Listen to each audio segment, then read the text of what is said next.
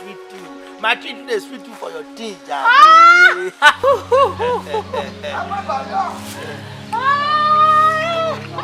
Everybody want that corner. Oh, je veux voir le ça au moins. Le ça au là.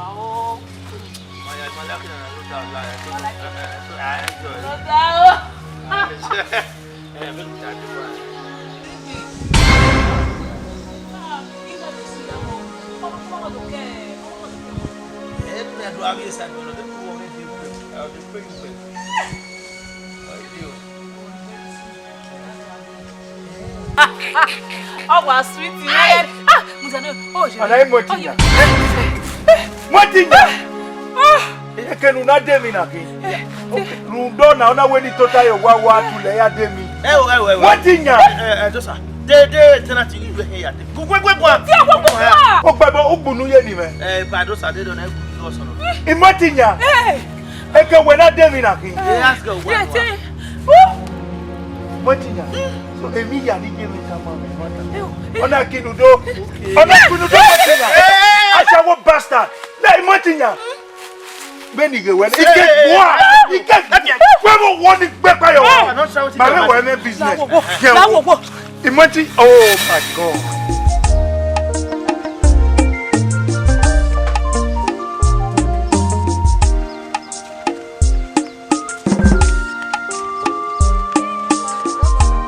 Epa, domo ça. Domo ça. Koyo. Domo. Epa, iyerowa. Iyerowa. Iyerowa. Domo. Evio. Iwe di Yerowa. Ah, we kave no me ban. Iwe Yerowa. Oh, Yerowa. La everyone na wa so were you here. Oh. Iri ugbo. Ita mu we mi we iri owo me, wo mu me mudia. Wa no me de tiri o e. Ki mama gbe. Mama. Owo me ri kama we ne ba ni awu Yerowa. Abi mo wa do mi e wo wa. Iye te gwa le ye gwa lo. Iyerowa. Iyerowa. What to ezu ewu me mu se, ewu me mu se a e mu se. Every my house on. Mama. Wo imi o me Yerowa. Every rock ba, iye wu Yerowa ba. Where say? Okume. Mu wa ino yo weze bubele le dun kian. O le mu me mu dia o de. O ya pa we wo na. Ona ri ma.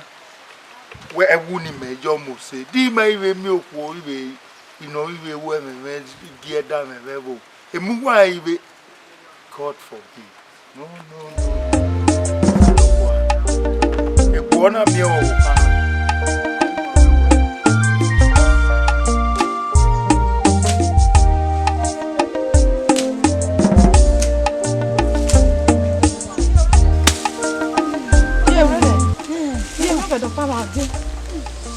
I don't know. Omo wo fose. Ya do na vele bo. Omo wo fose ai se ale. No na de na na yere de mi de amege o ye wo so na kere. E na wo de ra go. Ki ni ko ni ko. O de ke no we wa na ko to wa. Na ni go. E na wo na ko. E wa ko ara de no no ko. E de na wa so. Ki ni.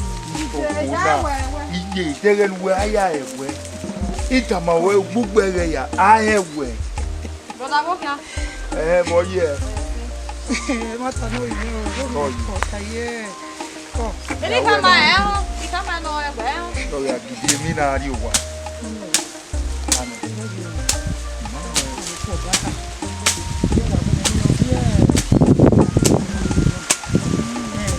Yo wa do ko na. Iwa ri o fi wa de o wa mi le. Owe na ko no gbo ga na ni wa mu na. Na veno wa se na wa do ko mi agbe yo. Wa se ko Ko da. Bokia. Ta lo wa fi Oh. Iye gi apa.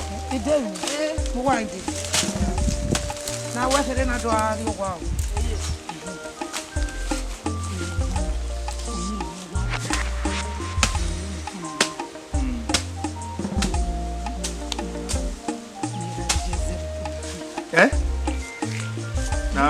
tie tama bi no wa ya so bobu ni omo unyime ogo ku na ya ni to wa gba na to iye to be ni adubo no ba mi ra bi je pa iwe no ri leze mo to ori jo bo megbere wo na iye ge na mi ewu wo iye mi o te gbere ni na yo me agbite na ona ne ma ti ona ku egbe fu ni e mi an ye ku ni ari yo ta lo pa wo ni iye eri tama o egbogbo ni ari ni aya ni ero pa ro na egbigbo ro pa ro na onu na o ta lo pa wo esi emi ya no ri ya u no ta lo pa fi e o le ma kan iye la egbe te egbe ni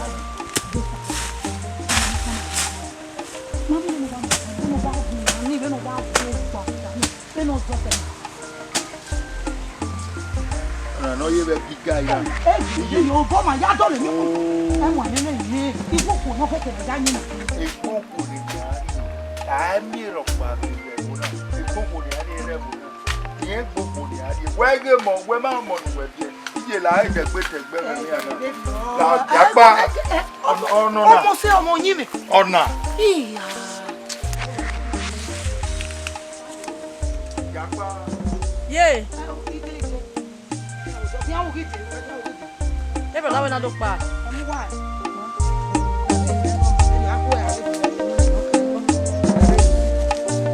Ke ba kwa desi.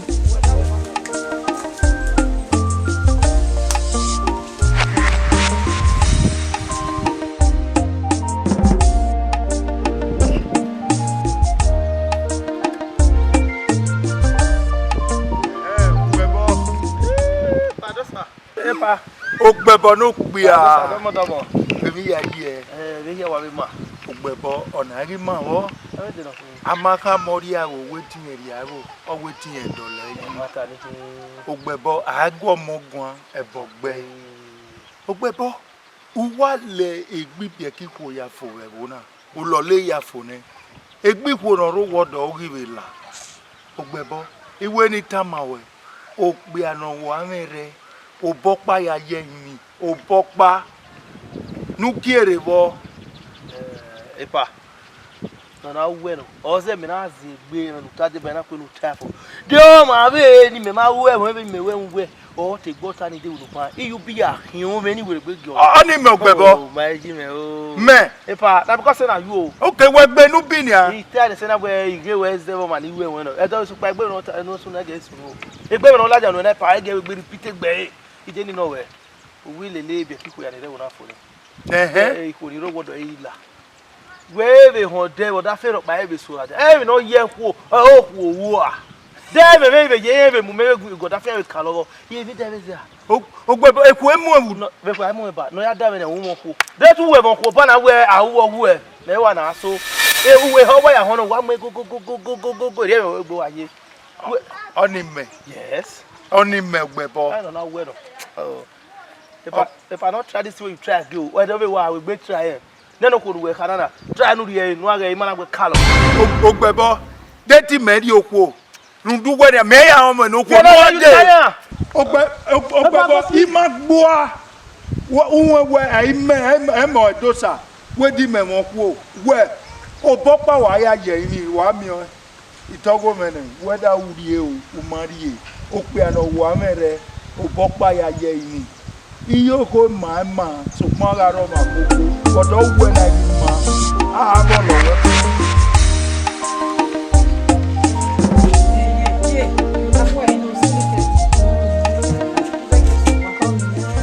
Oni ase we lo Ko se ni we se no ri afia gbe no yi e so no mi me na o mi kwa ye wari ye we se koye èmi ò ní ta àwọn yìí wà wẹ́ ni ó yà á gbé bàtà. iye orí bàtà lọ́rọ̀ yé má rí a ṣe dín ẹni náà wọ́n lè zẹ́gẹ̀ dè ní ṣùgbọ́n náà wà lára ẹ̀kọ́ náà wẹ́ nílé mi kékeré ayé wa. wà gbé bàtà yẹn kẹbà rẹ̀ rí gbogbo dábàá kọ́ sọ ní èrè ìjà sùn wọ̀wọ́ ẹ̀ gbogbo kébò dẹ́gbẹ̀ẹ́ ẹ̀ wá àgbà mi yẹn àgbà mọ́ wà amòjìṣe rẹ̀ mọ́ òjẹ̀mẹ́ o òjẹ̀mẹ́ náà Wa bi wena wa gbe e bo tun no. O de ya se. Gbe wa gbe yo to. We se. Ya re ba ko ni do sai fo. O ma yin. Ko ye. Ya se We ko wa ki o me fo ban. Ise. Ko yin. Ko ye. Yo ya o. Ko yin. We da bi ju e do. Ya bi mi o mo. Abio ese ra bi je no bio yin abio ese yin akoko ese. Abi ime egbe ovi ale ke ya fe no rebo na ima mi wa ni ja gi obukana imu wine omono igi efe me iya o ime ki ari e do sa no yin oku na ki ari omono ge anyin na oje zem ojo era mi ojugbo oja gbin opolo odolo igi ari omono abio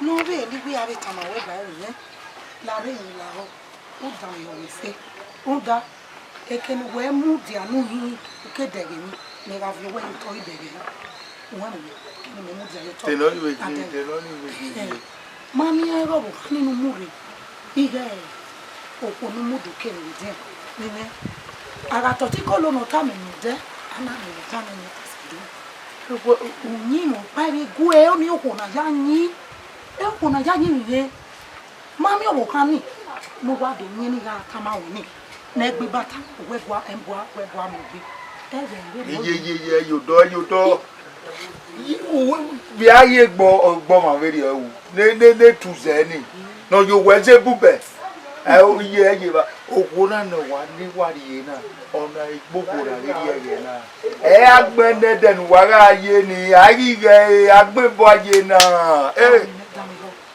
mami oge mi we wa tani le ro na ya awe wo se no igogo bo oko ni we dori ekimeridian o we ma ge mi o ma no ti o we lare ijo ekweta ma wo ko ni ku e ko no ge ya ni mami o wo kan ni ni go kan ni ige gbe data e go am gbe oye tuzu ni okwo na ja yin na re jo kwa emi na ri ja yin oni mo ko ku ya fe na ja yin ogwo e ape na wa ro do tu o mi ma itota ogun me popon ogun be nu wa mi ni ogun me popon ime te mi ro pa ma e we ari e no wi me ni we do we ari e we ni so pa ogo ko ru we ta wi mu ke we wa iyo ko ma so pa re na ogbo iwe mo gbe we de we no mo gbe e gbe be aya ni o we obi go me kia di ri gwe ima ke nu gba bera me la o mi o e ta de yo abi o mi no ja no e oga mi no ja no e no na do to ta ki me na yo oga fit iye oga e ta ma me le yo wi you deme okeke nu get of gbima you deme ni tama we okeke nu get of gbima mi me afi ye ke gbe me be yo do la de mi me e mo e ke se ti se so ni ma de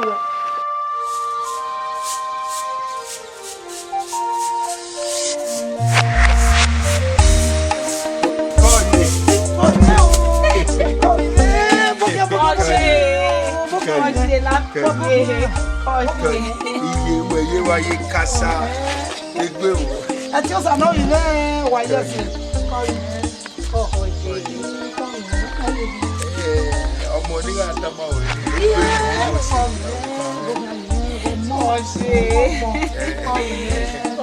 tí a lè bó ṣe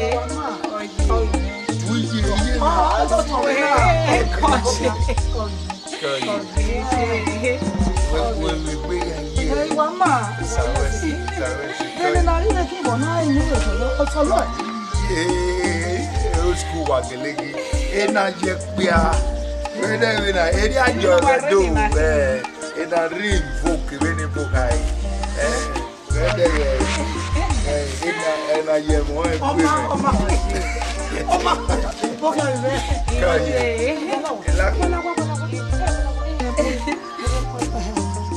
pe ọmọkùnrin kúwe wá kúló. ẹ wò mí sí àti àti ọkùnrin sí ayé kolo. ọkùnrin yìí àwọn aláwa náà wà. Ogun jẹ́ ọ̀nà kan yé náà jẹ́ kolo. Ọ̀rí mọ̀ ní mẹ́. ọwọ́ máa kọ́ mi.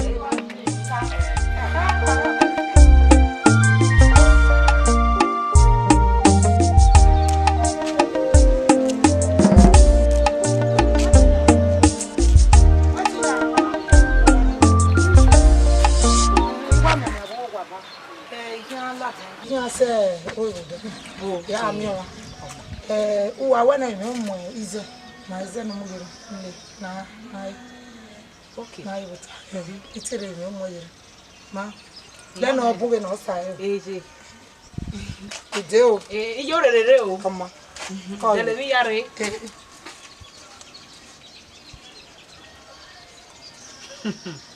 ni meleza yo so me ni mo tinya baby ya me ko wan e ko na ma ko wan okugwan mo tinya baby aka for the comfort ni medo ala ko ni medo le bai oni owu weri ni anti ma na ba ni do ami so I don't suffer and the medo mes eru ya mi ra ni ye we gele mi ra o hawe ko shop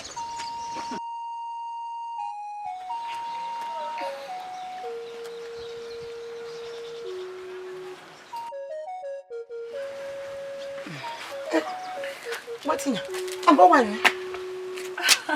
Ko. Obo kia. O. Ko ye. Otene na no re. Idun ni bodoni. Owe ni to owe. No we say. Maga igba se wa be dopa. Oh ha. Ya we re. Ko ye. Ko. Ko.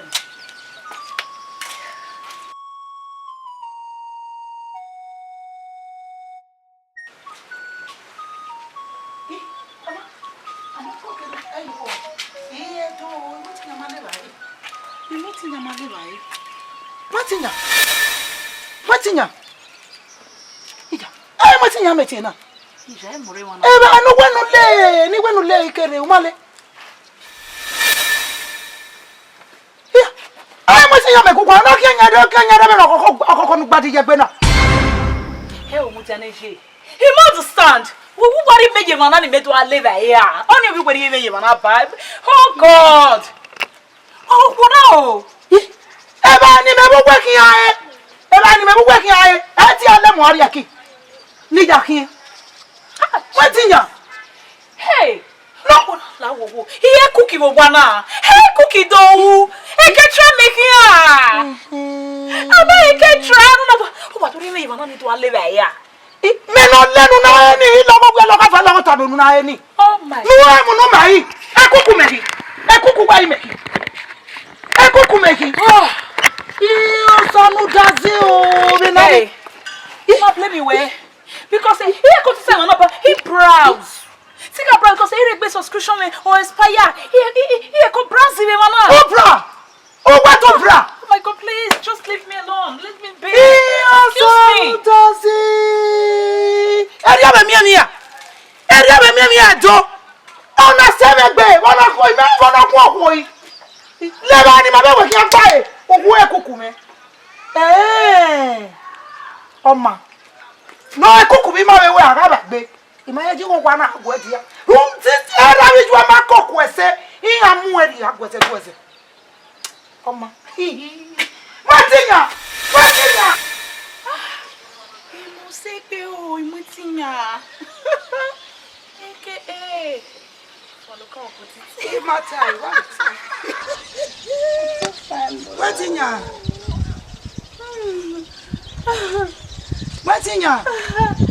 He just call me. Ozebo. Ipolone. Idolone. Uda ugwa apologu adolo. La renu be do ale wa eh. You don't understand? Hey, Mudane. What did you just call me? Yeah, anyone tell where Matinya. La wanu do ya leva. I don't ugwa apologu adolo.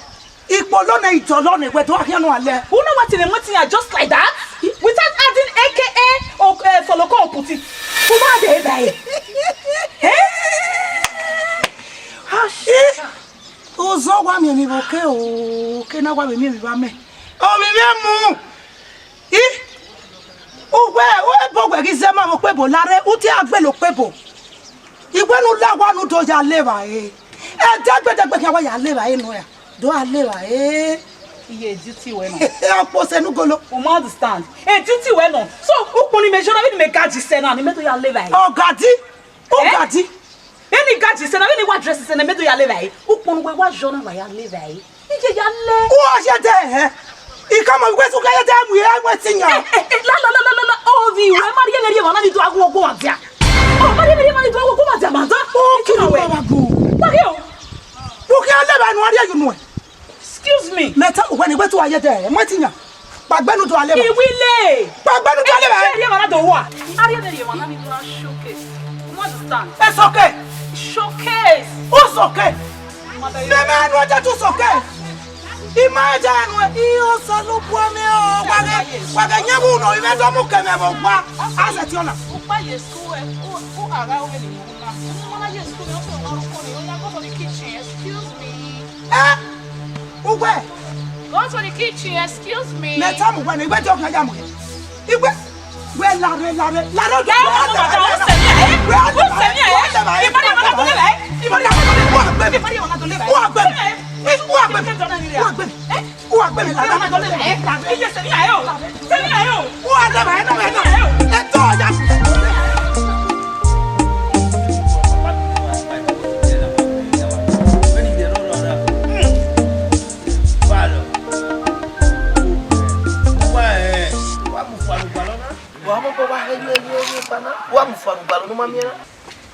Why you wear ballet can already do not why I ballet better as better wo me block ya bo wa. You we ballet can. Why you make I need man we better thing we.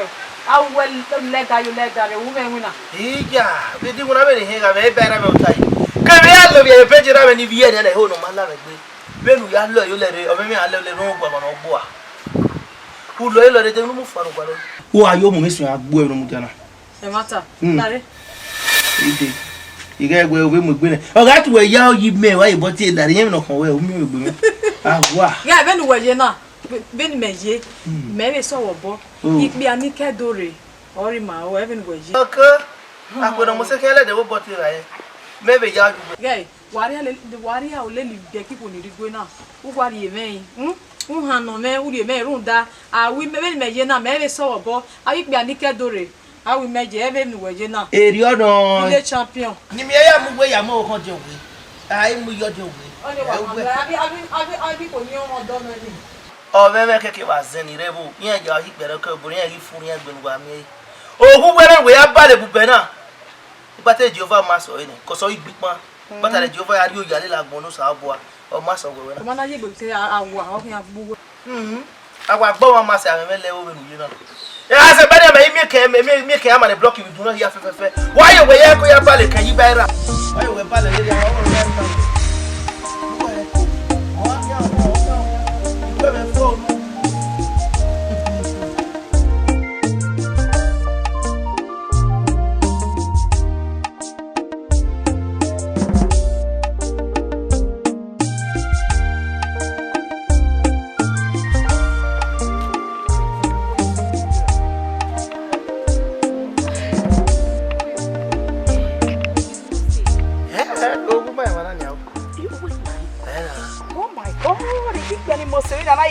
Na. Eje.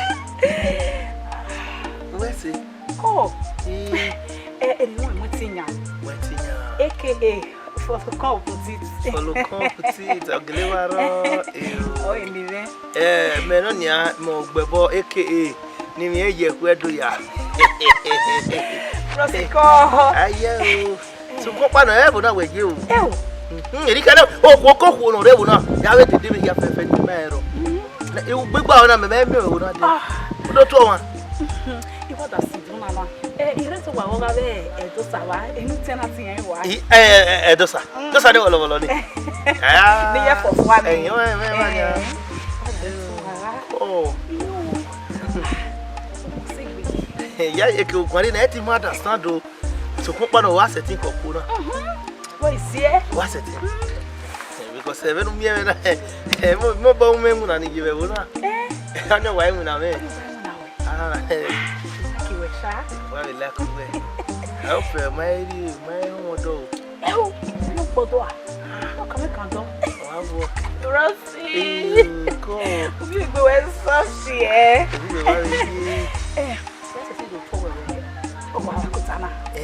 Gakuta o ade do to me. Kuma na ina. Wa de uta. Okay, kini kuwe kiti na bota na do.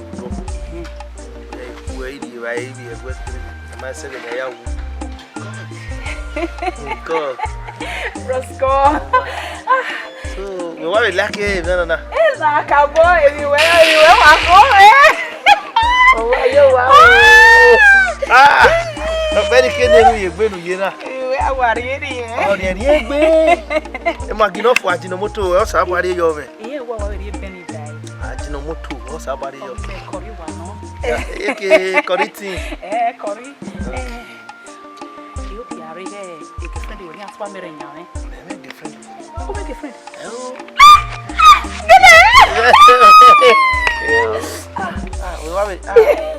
We want to gentle. Ross. Could you put it in my like? Hey! What is that? Give me the one. You want it where?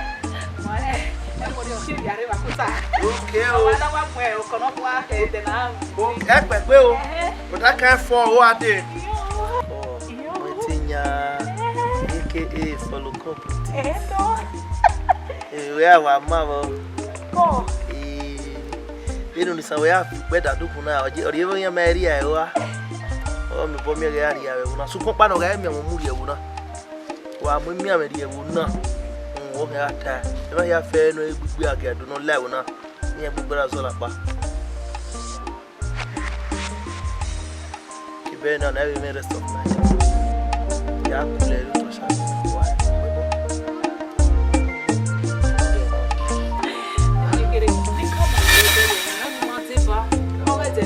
it is finishing on Bible. Hey, man.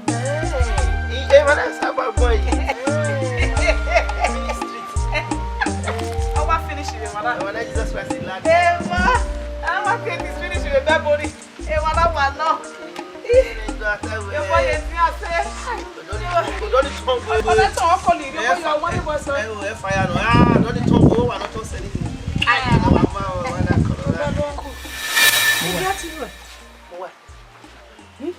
Well, oh, baby, now we can't go away. Maybe I can wait away. No, it's so liberal. You just so stage in you follow what? Hey, so when you're balling, why was he better? And then they go watch you go ballon. Okay, I'm not here. Where we now walk out there. Who cares? So, why? I want to know when I do not have a we have no. Oh, be a few in a kind of you can give me. Oh, but you are so. Oh, actually, but I know you be a girl. I don't know. Mamma,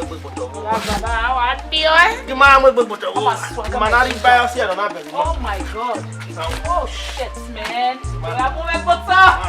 Come on, for me, baby.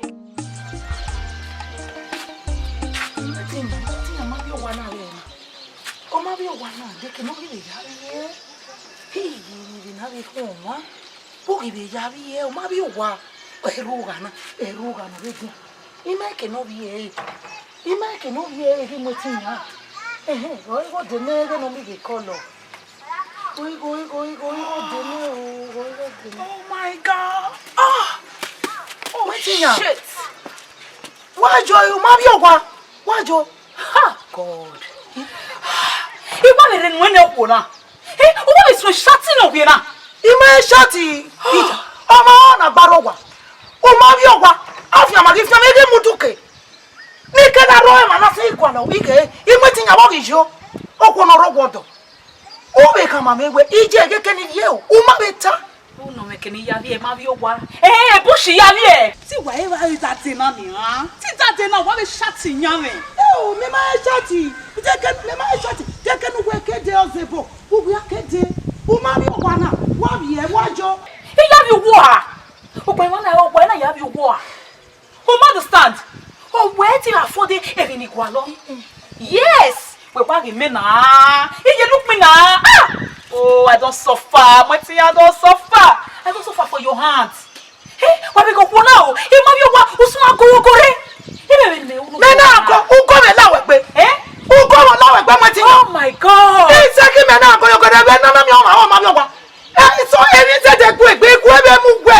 Ugo alogun ato, ugo alogun ato. Oh shit. Ogun na ro wonjo. O pa o ya bi o. Excuse me. Edo. What in ya?